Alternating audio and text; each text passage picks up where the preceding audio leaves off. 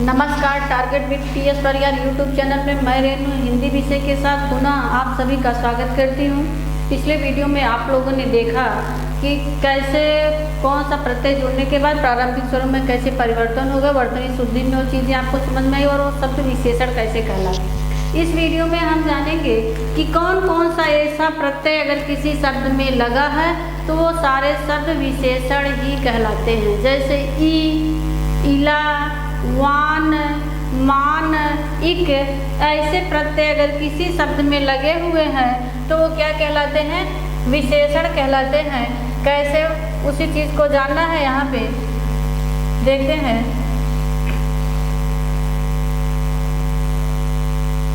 देखिए, किसी शब्द में अगर इक, ई, इला, ई, वान, मान अगर प्रत्यय लगने वाले शब्द हैं तो क्या कहलाएंगे? विशेषण। विशेषण का अर्थ क्या होता है? विशेषता। किसी भी शब्द की अगर विशेषता, किसी भी व्यक्ति की या किसी भी शब्द की अगर विशेषता बतलाई जाती है, जिसकी विशेषता बतलाई जाती है वही विशेष होता है, वो विशेष होता है। और उसके बारे में जो गुण अवगुण बताए जाते हैं वो आपके विशेषण कहलाते हैं। तो आपने देखा सबसे ज्यादा इक, ई, इला, ई, वान, मान अगर प्रत्यय लगने वाले शब्द हैं तो वो क्या कहलाते हैं? विशेषण। इतना प्रत्यय आप याद कर लीजिए। किसी भी शब्द में अगर लगा दिखाई दिया तो वह 100% क्या होता है? विशेषण होता है। जैसे देखेंगे पहले नंबर पे इक प्रत्यय। अगर किसी भी शब्द में इक प्रत्यय लगा है, यही आगे वाले वीडियो में आपने देखा था कि प्रारंभिक स्वरों में कैसे परिवर्तन हो गया था। व्यवसाय था, व्यवसाय में एक जुड़ा तो क्या बना? व्यावसायिक। संप्रदाय में एक जुड़ा तो क्या बन गया? सांप्रदायिक। रसायन में एक जुड़त क्या हो गया? रासायनिक। शरीर में एक जुड़त क्या हो गया? शारीरिक। दर्शन में एक जुड़त क्या हो गया? दार्शनिक। भाषा में एक जुड़त तो क्या हो गया? भाषिक। संसार में एक जुड़त तो क्या हुआ? सांसारिक। और अगर एक प्रत्यय लगा है तो ऐसे शब्द क्या कहलाते हैं? विशेषण कहलाते हैं। दूसरा देखेंगे कि अगर किसी शब्द के अंत में दीर्घ ई दिखाई दे तो वो सारे शब्द विशेषण कहलाते हैं। जैसे भारी, बाहरी, ऊपरी, भीतरी, दानी, पापी, न्यायी और विवेकी। सारे शब्द के अंत में देखेंगे आप दीर्घ ई। और ये भी ध्यान में हमेशा रखिएगा, किसी भी शब्द के अंत में अगर दीर्घ ई दिखाई दे, दीर्घ ई यानी प्रत्यय लगा हुआ है, तो सारे शब्द क्या कहलाते हैं? विशेषण कहलाते हैं।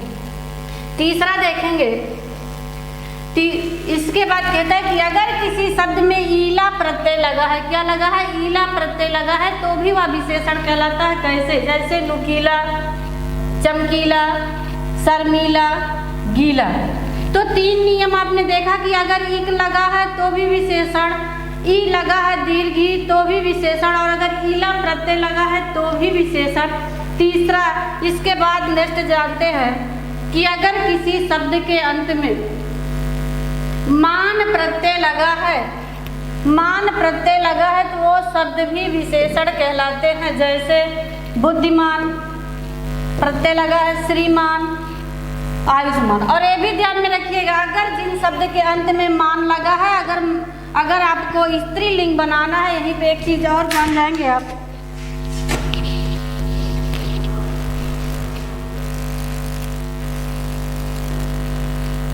कि अगर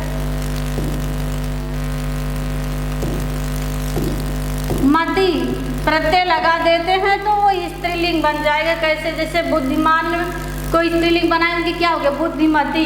श्रीमान में मति लगाएंगे क्या होगा? श्रीमती। आयुष्मान में लगाएंगे तो क्या होगा? आयुष्मती। तो ये प्रत्यय भी लगने से विशेषण भी बने, और इनको अगर मान को मति कर दिए, मान को अगर मति कर दिया गया तो क्या बन गया? स्त्रीलिंग साथ में बन गया।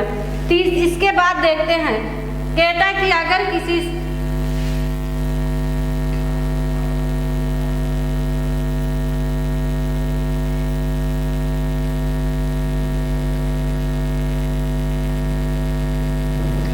शब्द के अंत में अगर ई प्रत्यय लगा है, किसी शब्द के अंत में अगर ई प्रत्यय लगा है तो भी वह क्या कहलाता है? विशेषण कहलाता है। कैसे कहलाएगा?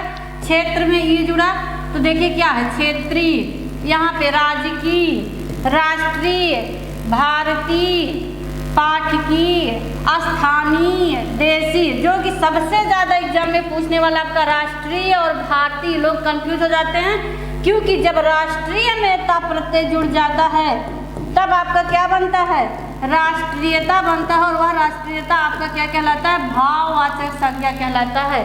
राष्ट्र, भारत में तीन जुड़ा, भारतीय, अता प्रत्यय जुड़ गया तो भारतीयता।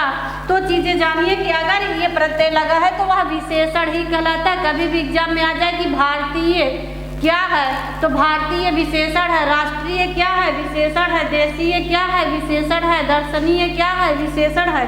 इसके बाद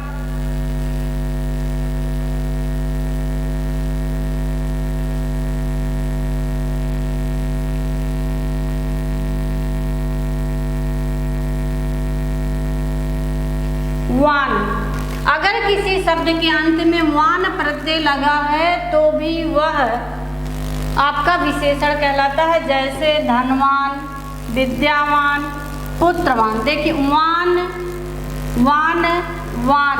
और अगर इसी को स्त्रीलिंग बनाना है, कभी पूछ ले धनवान का स्त्रीलिंग क्या होता है, तो अगर वती प्रत्यय लगा दिए, वान की जगह वती कर दिए तो आपका स्त्रीलिंग बन जाएगा। जैसे धन, वान से धनवती, विद्यावती, पुत्रवती। तो इस तरह से आपने देखा कि अगर वान है तो वती, और अगर मान प्रत्यय लगा है तो मति लगा देने से आपका स्त्रीलिंग भी बनेगा, और वान मान प्रत्यय लगने वाले आपके शब्द क्या कहलाए, विशेषण कहलाए।